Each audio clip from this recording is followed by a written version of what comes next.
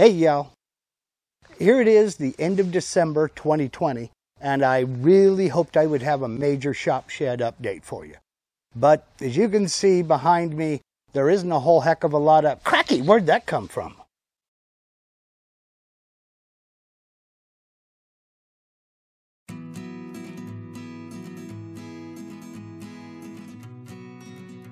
In early December, I got a plate compactor and compacted that gravel in the gravel pad nice and tight.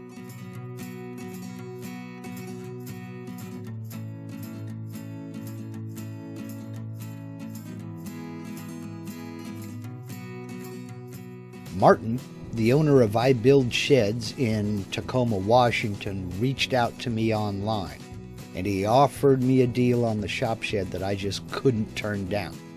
So, a week before Christmas 2020, he drove down from Washington and built the floor of the shed.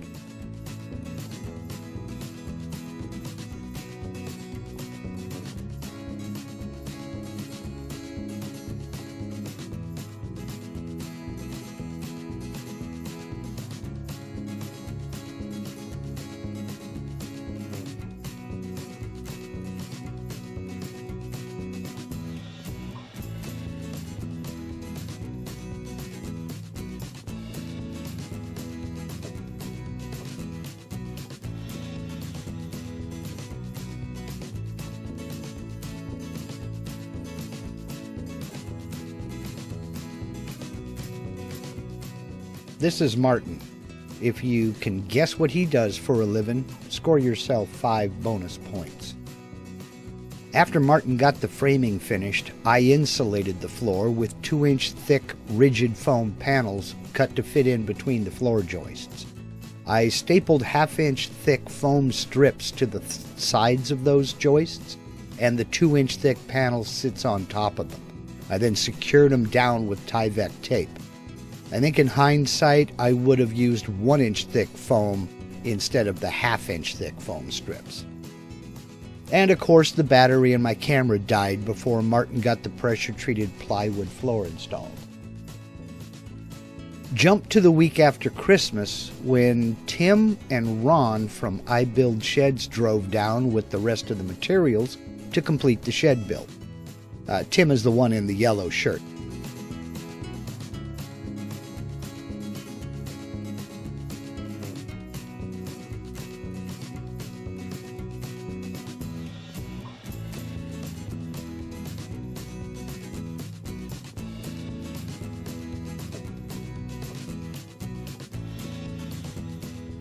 Now, please excuse the dim lighting here.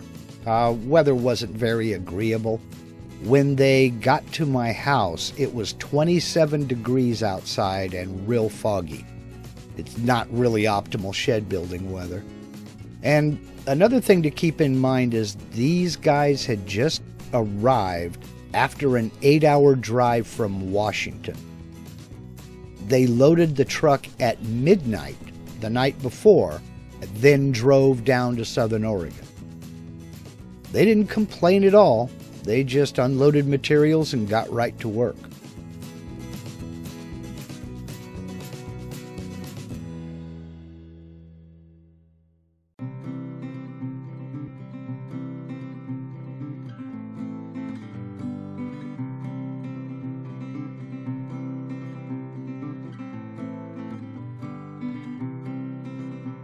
The sun eventually burned through the fog, and it warmed up to about 50 degrees that day.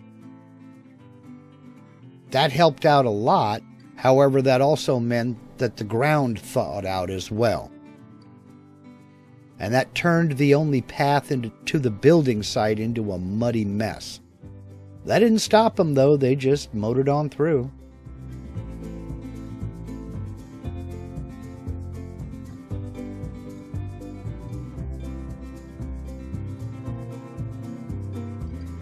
Now, Tim and Ron work real well together. You can tell that they're used to working as a team. I mean, they know what they have to do. Each one has certain jobs and tasks that they do, and they didn't need any discussion as to what to do next. As soon as they were finished with one thing, they jump straight into the next.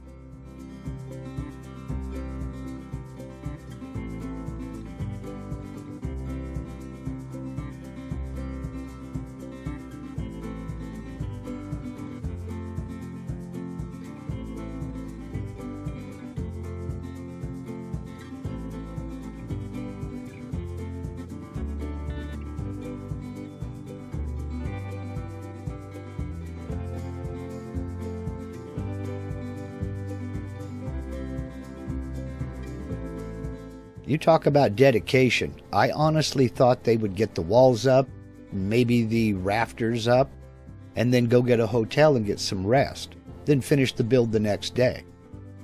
They didn't do that. They just powered on through the entire build process and finished the roof just before sunset.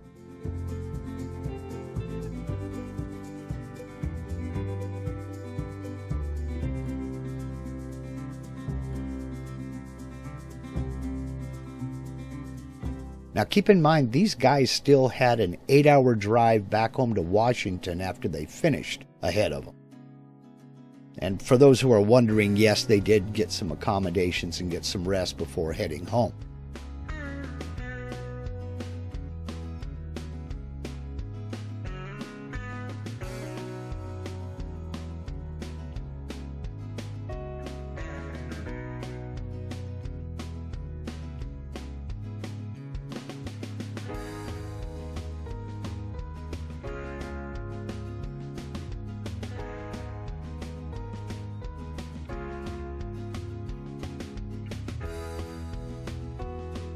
And I'd like to thank them very much. These guys really know how to work together as a team.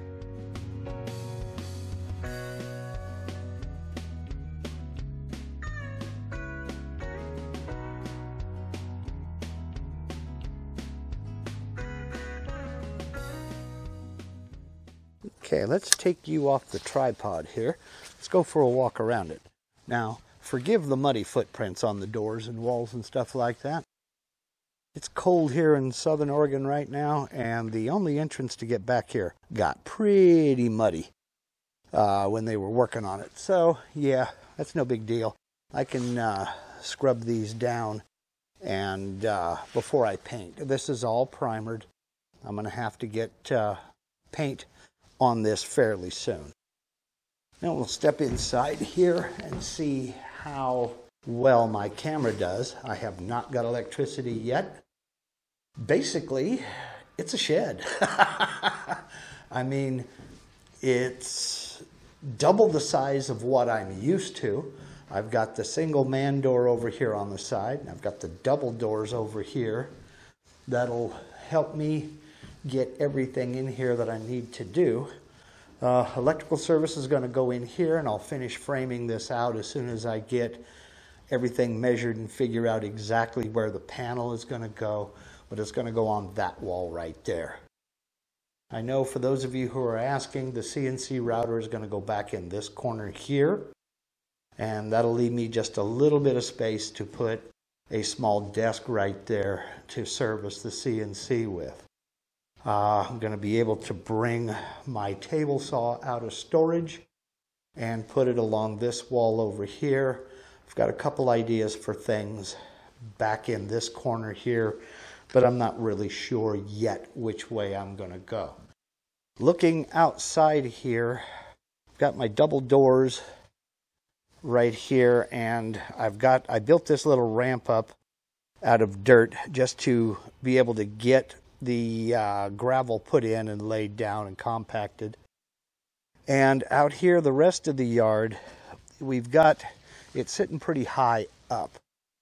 Now, the way the topography of this lot is, I'm going to have to bring grade up, probably to within about an inch or two from the top of the cedar perimeter around the gravel pad.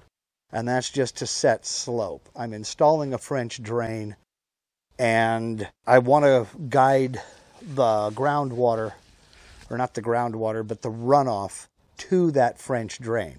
And right now, the way it is, it's running towards the neighbor's yard over on this side over here. I want to direct it this direction over here and down into that French drain. So I'm going to have to regrade. So back here, it's nothing but a big blank wall. I have left this area open. I plan on building a lean-to on the back, and that's where my compressor and dust collector are going to reside. That may happen later this year. It may not be until next year. On this side over here, I am going to be doing outdoor lumber storage. And that's going to be for project materials like such. Stuff that doesn't have to be at a low moisture content. So this is going to be outdoor lumber storage. The next step from here is I've got to start working on the electrical install so I can get everything else going. Everything right now is hinging on the electrical install. So that's where we sit today, December 29th, 2020. Now I know for me, the real work has only just begun because I have to run electrical into the building, set my panel, run all the wiring inside, then insulate, sheath, paint inside and out.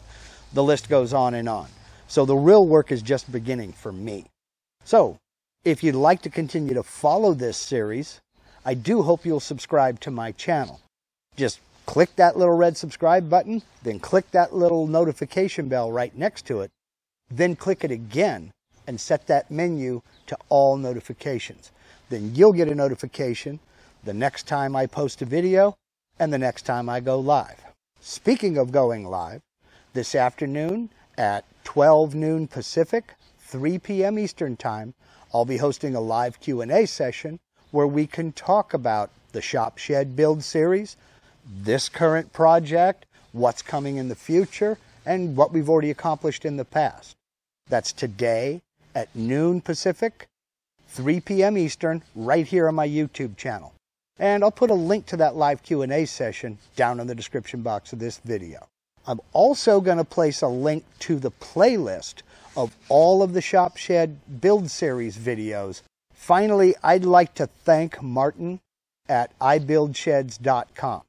If it weren't for him, we'd still be looking at a gravel pad here, and this shop would still be sometime off in the future. Now, Martin's company serves the Seattle area, the 5 counties around Seattle. So if you're in that area and you're thinking about a shop or Shop Shed series yourself, by all means reach out to him. Show him some love. He can take care of you. In fact, no matter where in the world you are, head on over to ibuildsheds.com and check out his work. Show him some love. He is a tremendous supporter of mine, and I want to support him in return. And again, Martin, Tim, and Ron especially, thank you very much. I really appreciate it. So, if you got anything at all out of this video, I do hope you'll give it a thumbs up. I'll see you this afternoon for the live Q&A session. And as always, whether you subscribe to my channel or not, I'd like to thank you very much for taking the time to watch. Y'all take care.